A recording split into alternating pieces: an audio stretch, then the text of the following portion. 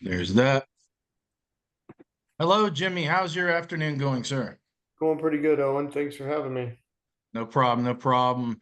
There's a documentary that we're talking about today. Can you go in depth a little bit about your role? And of course, you're a legend in motocross and the sports and supercross. Can you go a little bit in depth about kind of how that parlays into the documentary?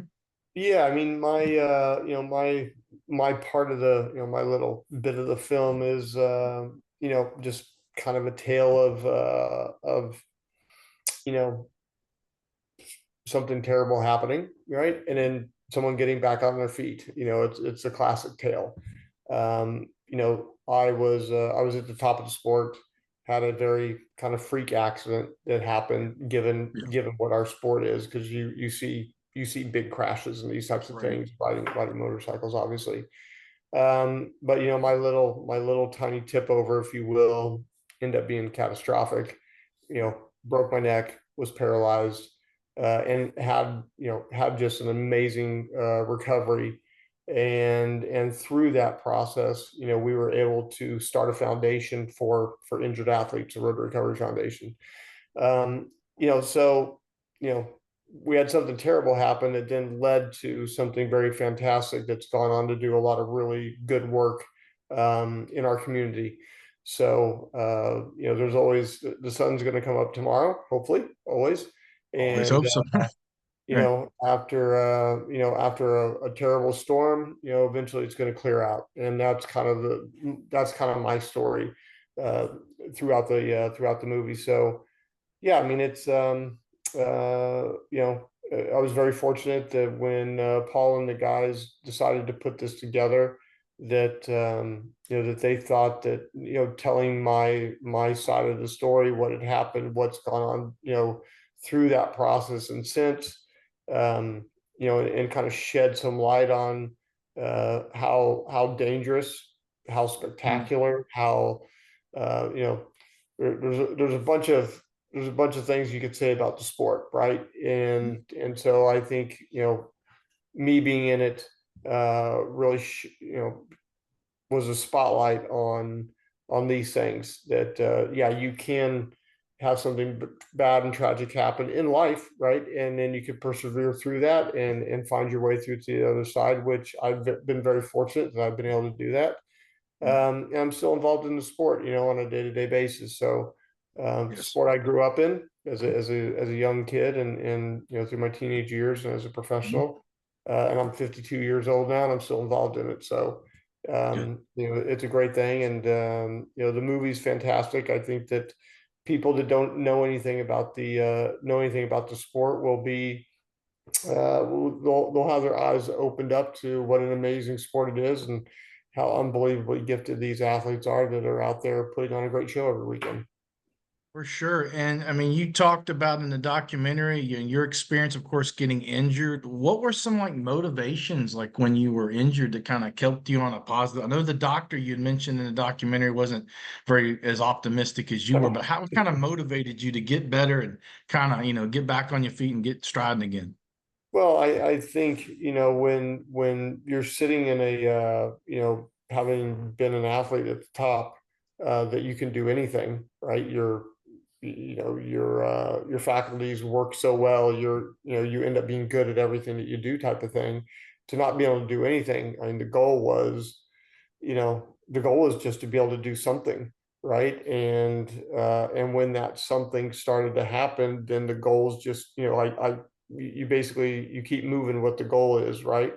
Nothing was, just like you had to be, like, to get to that level in racing, you had to keep pushing yourself every day to get better and better and better. And for me, it was okay, like, let's get to the point where we can feed ourselves, and let's get to the point where we can walk, and let's get to the point where we can just be a normal person in society again. So, I mean, that was a pure motivation, is just to get myself as well, and as rehabbed as much as I could.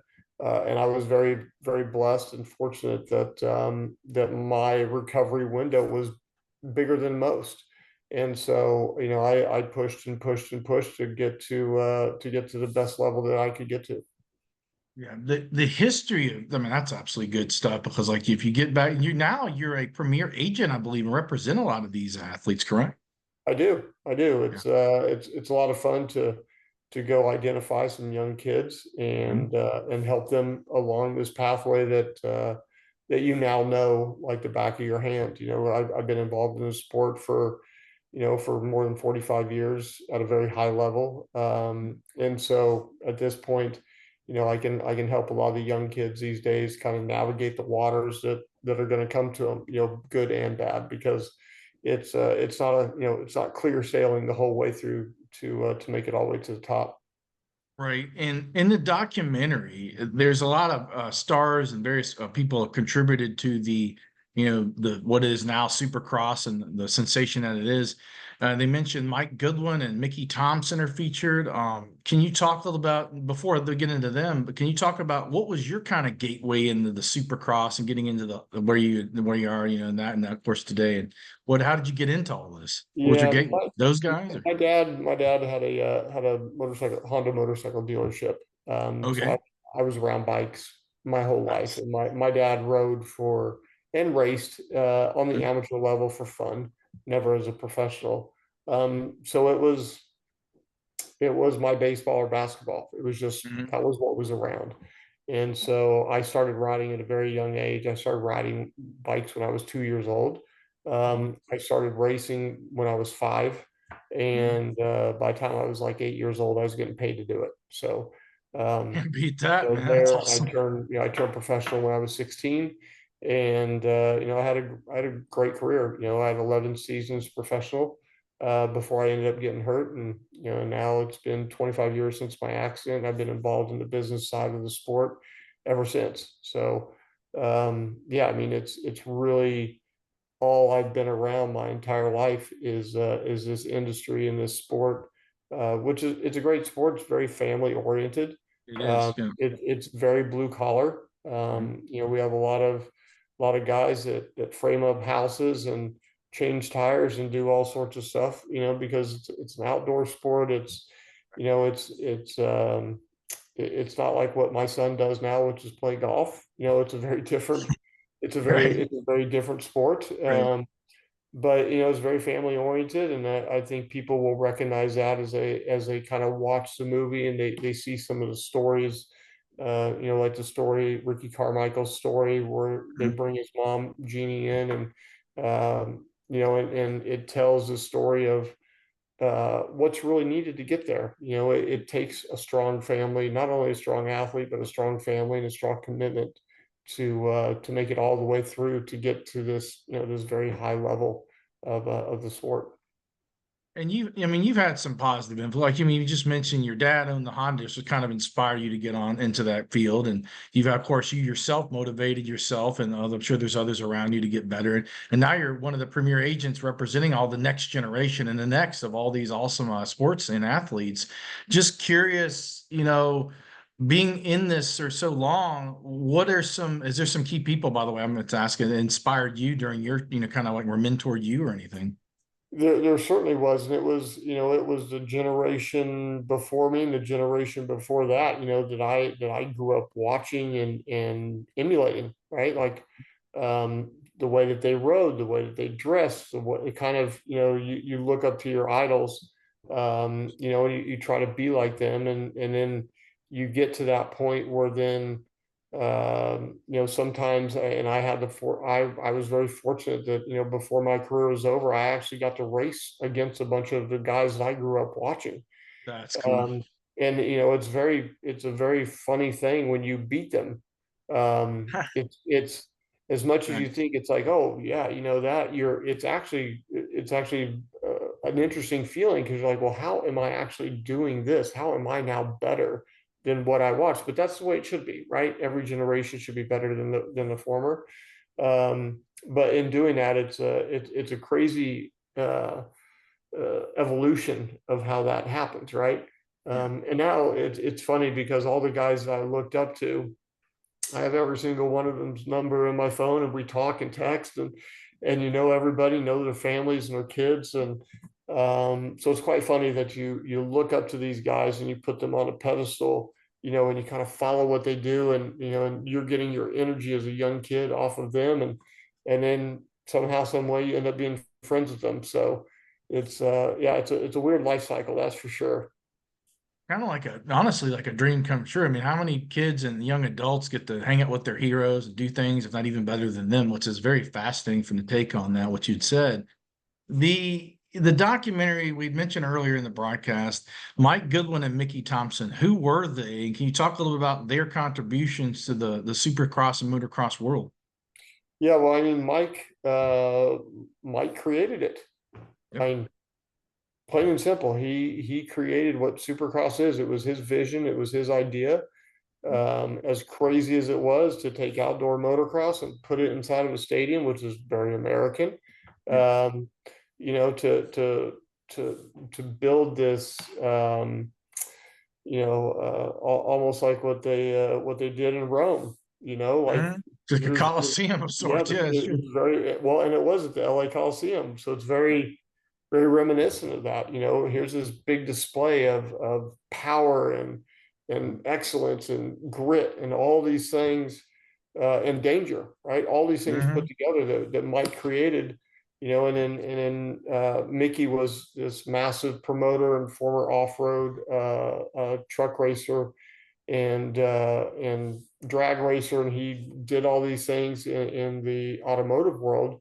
The two of those came together and turned out that was really the catalyst that turned this thing into this massive show that you see today, right? And now we've had several promotion groups that have come through over the years to get us to the point that we are at now. But um, it's an amazing event that the people who put it on are Feld Motorsports, which they put on a great show, uh, and do a really good job. And it's a fantastic it's a fantastic spectacle that people can go see in person on Saturday nights. It's great on TV as well, of course, but going there in person, you really do get a great perspective of what it is, and you get the sound, and you get the vibration, you get the smell, and all this stuff that All you the don't dirt get at too home. flying Yeah, around. the dirt's great. But yeah, it's a great show. I've never taken anybody to an event where they've not walked away just as a super fan. Yeah. And I hope that this movie opens up more people's eyes to what it is, and they'll go and search out a location near them to go watch. For sure, and it's a very powerful sport. I was just watching the documentary. It's like a crash course in the history of the sport as well. Like it started in Europe a little bit, and of course America took it all on to the next level. For you represent like premier adjunct for all these new up and coming and the next generation of motocross individuals. Are there any words based on your trajectory and what you've been through in the world of motocross and supercross that you could kind of give? Doesn't have to be people getting in that, but just individuals and athletes that may want to pursue a career in some kind of competitive sports like that. Yeah, I mean, like I said, I think when you have the years of experience that I now have, um, you can really help guide people, and oftentimes that's answering questions, right? Mhm. Um, Yeah. because unless you've been in the sport, and maybe you're an old racer that made it as a professional, now you've had a child, you know the ways to get through this. But for the most part, the kids that are really really making it are all first generation. There Mhm. are some second generation kids that we're now starting to see, but those are very very limited, right? I mean, those are the ones and twos. They're that's not the mass influx of the kids that are trying to make it to the top. So um, to that point, there's lots of work to do, and lots of people to help and guide, and really just try to help them avoid pitfalls that can come very easily, right? I mean, and those pitfalls are very are very well documented in every sport. Mhm. You have kids that they grow up in blue collar families, and then all of a sudden, you're getting paychecks every month with lots of zeros in them. Like Michael And Jordan or somebody like that, right? yeah, and Yeah. so, understanding how to walk through that and deal with that and put the right, my job is always to put a good team together for my clients. So we try to put the right people around them and insulate them so they can go get their jobs done, and you can kind of quiet the noise a little bit. Some of the you represent some of these athletes. Who are the ones you're currently representing? Is there any upcoming events you're going to be going out here soon, or anything you got kind of on the Yeah, pipeline? I'm actually heading to a motocross race tomorrow. Okay, I'll be flying to the Pacific Northwest tomorrow morning to go to a race that'll be happening on Saturday. okay, It's a hometown race for one of my clients actually, Levi Kitchen, who is a Kawasaki monster rider. So I'll be going and visiting Kawasaki's a him. good bike too. Yep, and watching him race on the weekend, and then I'll be, headed back home afterwards. But yeah, I mean, I still travel to a handful of events a year. I don't go to all of them like I used to. Gotta raise my own family as well along the way. Understandable. Yeah. But yeah, I'd still get to go and be there in the mix, and again get that same sensation of the dirt, the smelling, the bikes, of this, that, all those things that make the hair stand up on your arm. So excited to go this weekend for sure. Now, the documentary is going to be released, I believe, today or very soon, correct? Tomorrow. Tomorrow, yes. Yep. What for people that want to watch the documentary, like what kind of things can you tell them, like where to check it out, or any locations or things they can kind of look forward to in it? I believe that you can get it on all the streaming platforms. I Okay. think they've gotten a distribution so that whatever you're a member of, whatever your preference is, you can go to all the streaming platforms and watch the film. It's great. It's gonna be a Friday afternoon. Get off work early and go plug it in, and sit there on the couch and watch it tomorrow night. I think we'll end up with a few more fans over the weekend. Very, very possibly, probably true on that. Yeah. Jimmy, I wanted to thank you for joining me today on this transmission of awesomeness. I wish you the best of luck in your travels, and thank you so much, sir. Appreciate you, Owen. Thank you, sir. No problem, brother. You have a beautiful day, okay? You too. Cheers.